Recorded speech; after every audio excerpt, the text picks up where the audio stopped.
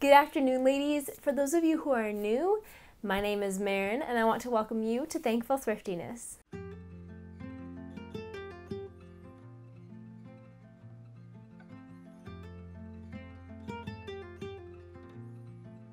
If someone were to ask me what my favorite animal is, I would definitely say a bird. My nickname for my parents and a couple other relatives is actually Bird, but they're just such sweet little creatures and they sound so beautiful, especially first thing in the morning. Like waking up to the birds chirping is one of the best feelings. My favorite bird by far is probably a chickadee. Do you have a favorite bird? If you do, let me know in the comments below. When I first got married to Griffin, I didn't think to get a bird feeder or to put it on our registry, and it's not really something now that I would want to spend money on. It's just an extra expense, I guess, and I thought there's gotta be a way you could make your own bird feeder. Well, I was scrolling through Pinterest one day and I came across this idea of turning a teacup and saucer into a bird feeder. And I thought, that is either totally fake or that would be the cutest idea ever. So I set out to find myself a teacup and give it a try. The biggest challenge I think was finding a glue that would work to hold porcelain together. So I ended up choosing this Loctite, I believe it's called. Griffin, my amazing researcher, found it for me. I'm gonna link it below, not an affiliate link, just to help you if you'd like to try this yourself. To find the perfect teacup, I went to an amazing garage sale with all sorts of teacups. In hindsight, I wish I had bought some more, but I just bought the one. I really wanted to find one that was blue and white. I am a huge fan of the willow ware, but this one works for now and it's still really cute. To make the actual bird feeder, I simply glued the cup to the saucer. I had to set up a bunch of things around it to hold it in place because the glue doesn't harden instantly, which is actually a really good thing in case I needed to reposition it.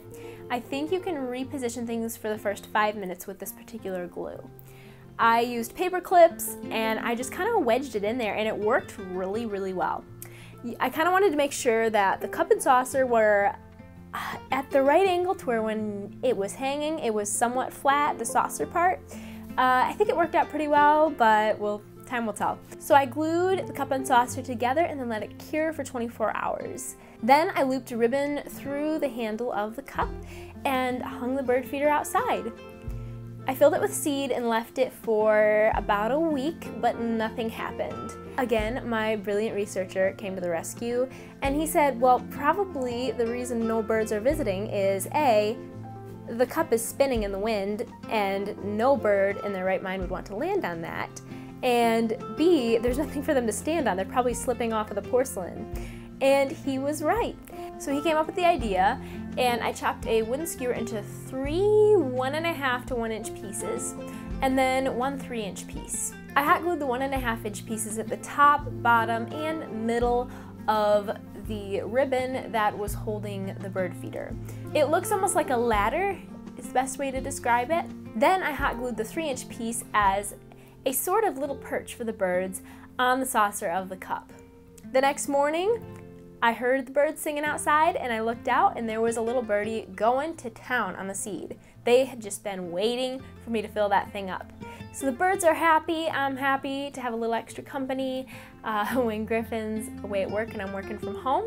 So actually, it works. It was a cute idea that actually works. So I highly recommend you try it. Just make sure you stabilize it wherever it is so it's not A, swinging in the wind or spinning too much.